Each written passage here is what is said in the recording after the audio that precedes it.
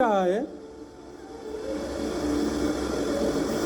जड़वत एक मूर्ति की तरह यशोदा मैया खड़ी और इतना कहकर के प्रणाम करके अक्रूर जी चले गए, रथ में जाकर के बैठ गए। और जैसे ही रथ आगे बढ़ने लगा, थोड़ी देर बाद यशोदा मैया को होश आया।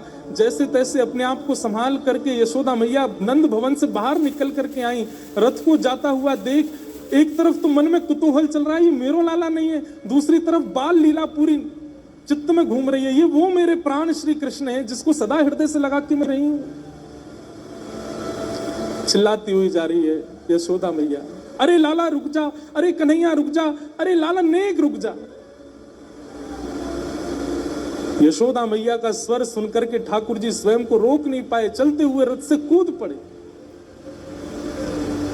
और दौड़ करके जाके यशोदा मैया के अंक में भर गए। खूब रो रहे हैं ठाकुर जी, नहीं जाना चाह रहे। यशोदा मैया कहें, लाला अपनो बहुत ध्यान रखियो। और एक एक रों का मैया स्पर्श कर रही है, ठाकुर जी के मुख का, नेत्रों का, नाक का, ओष्ठ का, ग्रीवा का, वक्ष का, उदर का, घुटने का, एक एक अंग यशोदा मैया अपने हाथों में मानो जैसे स्पर्श समान कर रही हो। पता ना अब कब छूबे को मिलेगा। और सर्वांगीण अंग छूते छूते जैसे यशोदा मैया ने लाला के चरण छुए और प्रणाम करने लगी मां, ठाकुर जी टूट गए। यशोदा मैया को, मैया ये तू कहां कर रही है, तू मेरे चरण छोड़, अभी तू कहां कर रही है, अरे तू तो ऐसे छू रही है मुझको जैसे मैं दोबारा मिलूंगा नहीं तो को। यशोदा मैया बोली, हाँ लाला, मुझे पता है तू अब मुझको छुए को नहीं मिलेगा। क्यों? क्योंकि मुझको पता चल गई है कि तू मेरो लाला नहीं है, तू तो देवकी को लाला।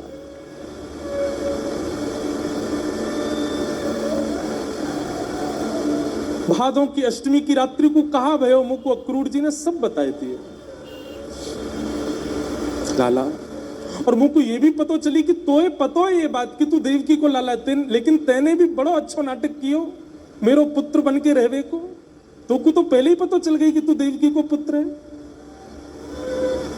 और मुझको ये भी पता चली कि तोए आज भी पता है कि तू देवकी के पास जाके वापस नहीं आएगा, लेकिन फिर भी कैसा नाटक करके जा रहा हो कि मैं परसों आ जाऊंगा। तेरो दोष ना है लाला, शायद हम ब्रजवासीन के प्रेम में ही कोई कसर रह गई होगी जो शायद हमें ये सब अनुभव करना पड़ो। लेकिन तू चिंता मत करे, तू रुकियो मत, बिल्कुल तू जा मैया के पास, अपनी वास्तविक मां के पास जा। पर लाला एक वचन दे के जा,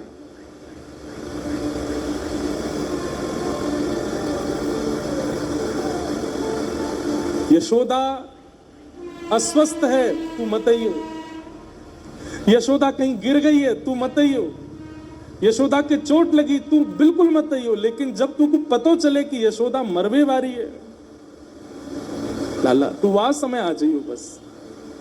और मैं अपने प्राणन से प्रार्थना करूंगी कि तब तक नहीं निकले जब तक मेरो लाला मेरे सामने नहीं आ जाए।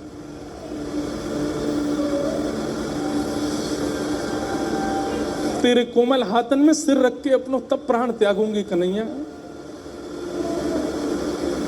खूब सेवा करियो देवकी की, खूब प्रेम करियो, वाने भी बहुत तपस्या करी जो तो मेरे पास भेज दियो। लेकिन लाला बस एक अधिकार मुझको दियो कि मैं तेरे दर्शन करते हुए प्राण त्यागूं अपने।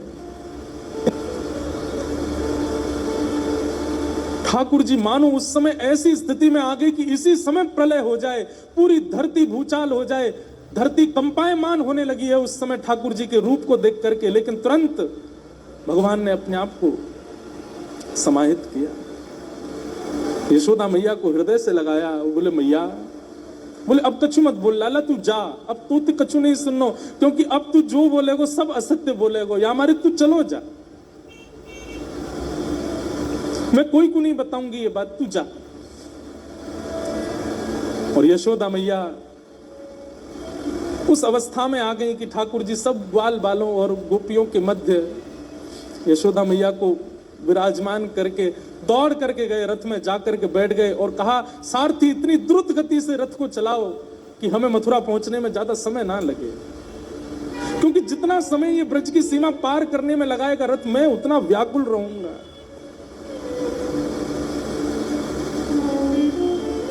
और ठाकुर जी मथुरा चले गए। आपको पता है ब्रजवासी अभी भी इसी आश में मथुरा की ओर देख रहे हैं कि लालाए हमारी याद आ जावेगी, जे लेग दूर जाते सोई दौड़ के आ जाएगा वापस, ये जा ही ना सके हमते दूर। कई ब्रजवासी तो रो ही नहीं रहे, बल्कि रोते हुए के आंसू पहुंच रहे। तुम काय रो रहे? अरे हम यहाँ लालाए जाने, जे नंद जी को छोड़ा हमारे बिना रही ना, अब ही देखियो अब ही दौड़ता हुआ आवेगो।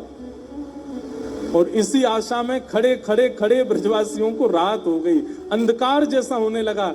एक टक बिना कुछ बोले टकटकी लगाए उस मार्ग में देख रहे जिसमें रथ गया है कि कन्हैया आ जाएगा। ठाकुर जी नहीं आए, और जब अर्धरात्रि का समय हो गया, ठाकुर जी जब नहीं आए, आंसू सूख गए ब्रजवासियों के। और तब सब ग्वाल बालों की मैयाएं ले ले करके जा रही हैं। बोले मैया आ रहो होगो, कन्हैया आ रहो। बोले ना आवेगो तू चल।